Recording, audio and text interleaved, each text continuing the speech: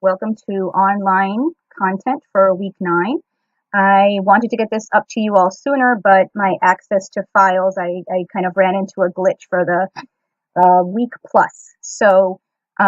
Let's take a look at what we've got going on this week. You've already been engaged in your discussions on the discussion boards regarding sampling for research design, and I've had an opportunity to see some of your comments to each other with peer groups.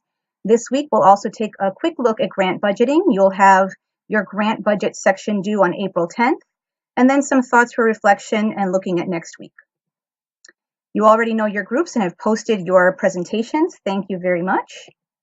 And right now we're at the stage where groups are looking at each other's presentations and giving responses either as your partners or groups or individually.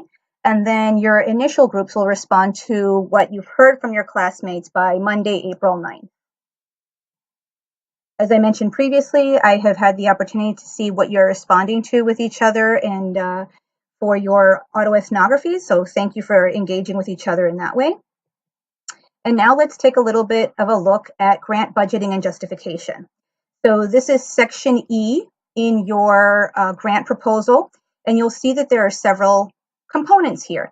Your particular grant proposal may or may not include each of these. And when you submit your grant budget in your proposal, you can decide to submit it either as a table or as a spreadsheet. And I'll be showing you 2 examples as we go along in this mini lecture.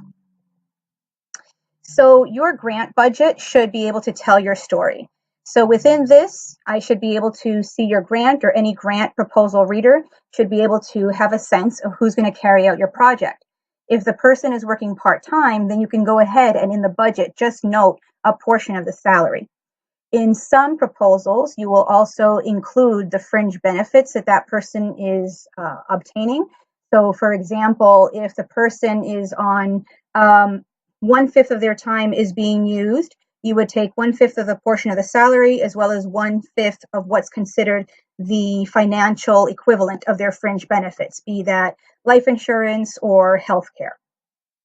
You may also have other personnel charges if you are contracting consultants. Now, there are 2 different types of expenses that proposals may include. This differs, again, based on funding source. I do not expect that you necessarily will have direct and indirect expenses for this particular assignment, but I do want you to be familiar with what these things mean when you hear these terms.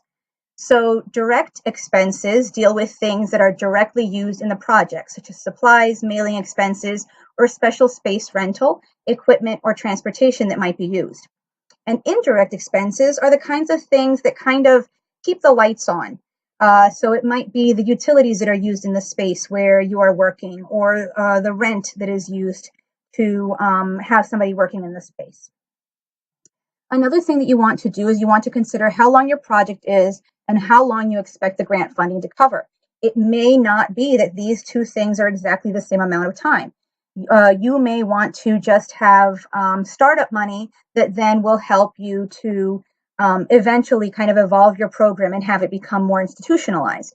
That's one example of when your time periods may not be exactly the same. So here are some excerpts from someone's grant budgeting. This is related to that garden that we've been looking at throughout the semester. And right here, there are just excerpts. So if you wanted to do the math, you'd see that the math does not completely match up because I've just cut out certain parts. You can see that this person has included personnel, consultants, different supplies that may be used, conference travel, because here folks may be looking to present about the project, and then the cost share. This is where we talked about someone not being full-time hired just for the project, but they already have a job and maybe some of their time is going to be used in this particular project.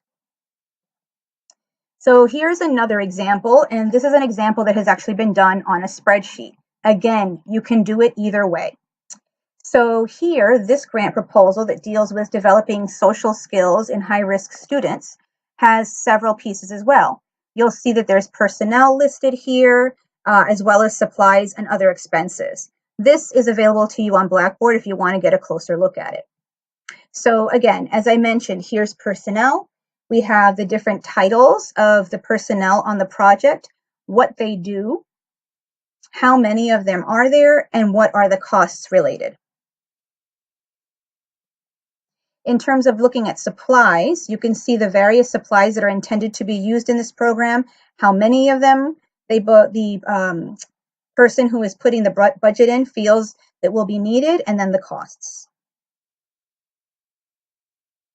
I've also included for you a live link in this presentation that talks about an additional resource, which is a budget builder spreadsheet, which is something that you may want to look at. Again, it is not something that you must use for this project. It's an additional resource for you.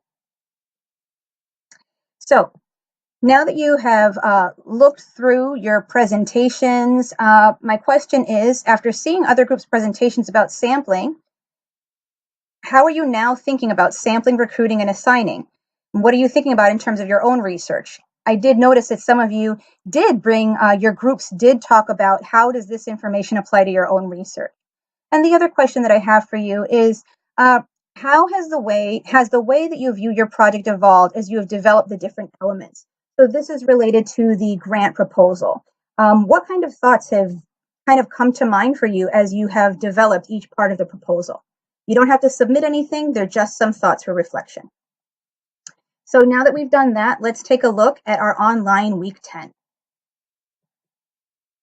As you will remember that we discussed in class, you'll be doing another VoiceThread set of postings. I'm asking you to please post by Thursday, April 5th, and then respond to your classmates' comments by Monday, April 9th. This will be very much the way we did it the first time that we talked about the Conditions of Education report, where you will answer a few questions that are your initial responses, but then you will choose to respond to other classmates' responses to questions that you didn't choose. So I hope you're having a good week. Thank you again for working with each other and for your thoughtful discussion about the different nuances of research practice, about how the responsibilities of the researcher when we look at our work are so important in order to be able to overcome different limitations that you've been talking about this past week, but also that we've been talking about in class. And I also appreciate the comments that some of you have made with each other that it was helpful to see the information from the chapters presented in a different way that helped to summarize or to solidify your own knowledge. So thank you for sharing all of that with each other. See you on April 10th, and I'm sure you'll be hearing my voice as I prepare the VoiceThread elements for next week. Thank you very much. Bye-bye.